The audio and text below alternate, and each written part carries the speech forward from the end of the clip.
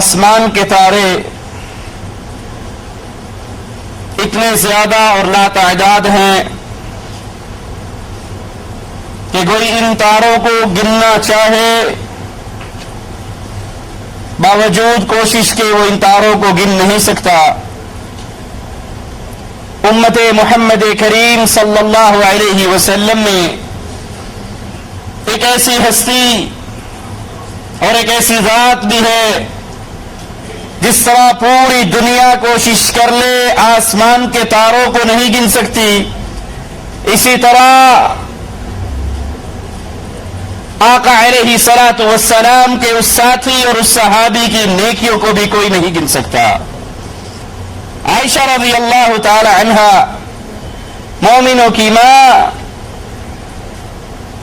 آسمان پہ چمکتے ہوئے تاروں کو دیکھتی ہیں، آقا علیہ الصلوۃ والسلام سے سوال کرتی ہیں، یا رسول اللہ صلی اللہ علیہ وسلم، جس طرح یہ آسمان کے لاتعداد تارے ان کو کوئی گن نہیں سکتا، کیا آپ کی امت میں کوئی خوش نصیب ہے کہ اس کی نیکیاں بھی اتنی ہی ہو جتنی آسمان کے ستارے ہیں؟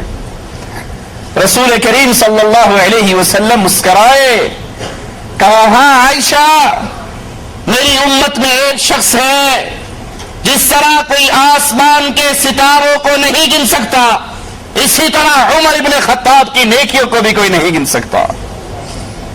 عمر ابن خطاب رضی اللہ عنہ وارضاہ، جن کی کنیت ابو حفص، ولادت رسول صلی اللہ علیہ وسلم کے 13ویں سال مکہ میں پیدا ہوئے، زمانہ جہلیت میں، دور جہلیت میں بھی عرب کی سفارت کا عہدہ امیر عمر رضی اللہ عنہ وارضاہ کے پاس تھا۔ تجارت آپ کا پیشہ، اور اسی تجارت کے پیشے سے منسلک ہو کر اتنی ترقی پائی کہ شاہان روم و فارس کے دربار میں آپ کا اثر و رسوخ تھا۔ نبوت کے 6 سال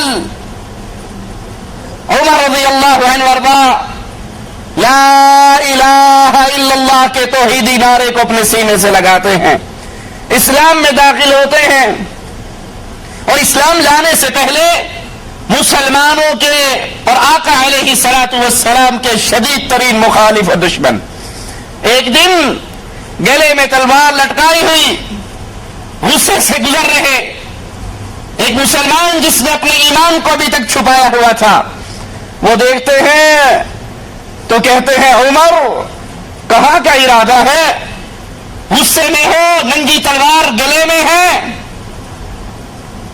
کہا آج میں محمد صلی اللہ علیہ وسلم کو قتل کرنے کے لیے جا رہا، نعوذ باللہ، کیونکہ اس نے ہمارے قریشی سرداروں کو بیوقوف گردانا ہے اور ہمارے معبودوں کے بارے میں غلط بات کہتا ہے، غلط جملے کہتا ہے، ان کی توہین کرتا ہے۔ اور یہاں پر اس جملے کو کبھی نہ بھولیے، رسول کریم صلی اللہ علیہ وسلم جن کے اخلاق سے پیارا اخلاق کسی اور کا، جن کی میٹھی اور شیریں زبان سے پیاری گفتگو اور زبان کسی کی نہیں، سائل کہتا ہے عائشہ رضی اللہ تعالی عنہا کو، میرے نبی کا اخلاق کیسا تھا؟ مومنوں کی ماں، اہل ایمان کی ماں جوان میں پوچھتی ہے، کیا تو نے رب کے قرآن کو نہیں پڑھا؟ کہا مومنوں کی ماں قرآن تو پڑھا ہے، کہا پورا قرآن محمد کا اخلاق ہے صلی اللہ علیہ وسلم۔ اتنی میٹھی زبان والے، اتنے پیار والے، اتنی محبت والے، لیکن یاد کر لیجئے جب بھی لا الہ الا اللہ کا آوازہ لگے گا کہ لوگوں اللہ کے علاوہ کوئی الہ نہیں، کوئی مشکل کشا، حاجت روا، بگڑی بنانے والا، شفا دینے والا، رزق دینے والا، عزت دینے والا، موت دینے والا، زندگی دینے والا اللہ کے علاوہ کوئی نہیں، تو اہل شرک، اہل کفر اس کے جواب میں کہیں گے یہ ہمارے بزرگوں کو گالیاں دیتا ہے۔ آج بھی یہی اعتراض ہوتا ہے جب ہم لا الہ الا اللہ کی دعوت دیتے ہیں تو اہل شرک جواب میں کہتے ہیں یہ ہمارے بزرگوں کی توہین کرتا ہے۔ ہمیں تو چھوڑیے، ہم تو آقا امام کائنات، امام آدم، امام الانبیاء جناب محمد رسول اللہ صلی اللہ علیہ وسلم کے مبارک قدموں سے اڑنے والی خاک کے ایک ذرے کے برابر بھی نہیں. لیکن جب امام الانبیاء نے، امام اعظم نے لا الہ الا اللہ کے آوازے کو مکہ کی گلیوں میں بلند کیا، اس وقت کے کفار نے بھی جواب میں یہی کہا تھا جو آج اہل توحید کو اہل شرک کہتے ہیں کہ یہ ہمارے بزرگوں کو گالیاں دیتا ہے، اور محمد صلی اللہ علیہ وسلم نے کسی کو گالی کہا یہ ہمارے معبودوں کو برا کہتا ہے، ہمارے قریشی سرداروں کو بیوقوف سمجھتا ہے. آج میں اس کی گردن کاٹنے کے لیے جا رہا ہوں. وہ کہتے ہیں تو بڑی بری راہ پہ جا رہا ہے، تو بڑے خطرناک راستے پہ جا رہا ہے، کسی اچھے کام کے لیے نہیں جا رہا. جواب میں کہتے ہیں لگتا ہے کہ تو بھی مسلمان ہو چکا ہے، میں محمد صلی اللہ علیہ وسلم سے پہلے تیرا ہی کام سٹارٹ کیوں نہ کروں. کہا میری طرف بڑھنے والے، جس اسلام کے ایمان اور نبی کو مٹانے کا سوچا ہے وہ اسلام تو اے خطاب کے بیٹے تیرے گھر میں داخل ہو چکا ہے. کہا کیا مطلب؟ کہا تیری بہن اور تیرا بہنوئی لا الہ الا اللہ پڑھ کر محمد کے مریدوں میں شامل ہو چکے ہیں صلی اللہ علیہ وسلم. وہیں سے اپنا راستہ پلٹتے ہیں، غصے کی کیفیت میں بہن کے دروازے پر پہنچتے ہیں، دروازہ بجاتے ہیں، دروازے پہ کھڑے اندر سے قرآن پڑھنے کی آوازیں آ رہی. آقا علیہ الصلوۃ والسلام کچھ مسلمانوں کو ابتدائی ایام میں دوسرے مسلمانوں کی کفالت میں دے دیا کرتے تھے اور ان کے ذمے ان کو قرآن کی تعلیم دینا ہوتی. قرآن کی آواز سنتے ہیں، دروازہ بجاتے ہیں، بہن پوچھتی ہے کون ہے؟ جواب میں کہتے ہیں خطاب کا بیٹا ہے. دروازہ کھلتا ہے، اپنی بہن کو مارنا شروع کر دیتے ہیں. اس مسلمان ہونے کی وجہ سے، اس کلمہ پڑھ لینے کی وجہ سے اپنے بہنوئی کو مارتے ہیں، بہن کو مارتے ہیں. یہاں کے بہن لہو لہان ہو جاتی ہے، لیکن جس کا عمر بیٹا تھا اس کی وہ بیٹی تھی. خطاب کا بیٹا عمر تھا تو بہن بھی تو عمر کی تھی.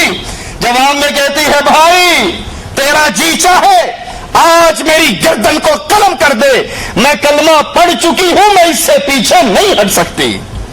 جب بہن کو خون آلود دیکھتے ہیں غصہ تھمتا ہے، گھر میں بیٹھتے ہیں.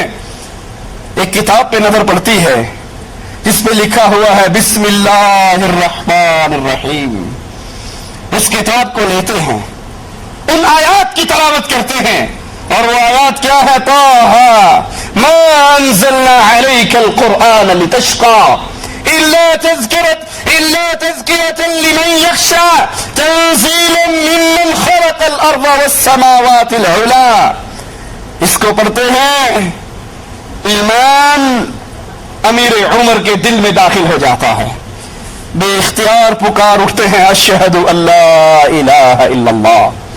وہ صحابہ جو اس گھر میں موجود تھے، گھر والوں کو قرآن کی تلاوت سکھا رہے تھے، وہ چھپی ہوئی جگہ سے باہر نکلتے ہیں اور بلند آواز میں اللہ اکبر کا نعرہ لگاتے ہیں اور کہتے ہیں عمر ابھی چند دن پہلے ہی ہمارے آقا جناب محمد رسول اللہ صلی اللہ علیہ وسلم نے اللہ سے دعا کی تھی، اے اللہ اسلام کو عزت بخش دو میں سے کسی ایک انسان سے، یا عمر ابن حشام کو لا الہ الا اللہ کی توفیق دے دے، یا عمر ابن خطاب کو مسلمانوں کی صف میں شامل کر دے.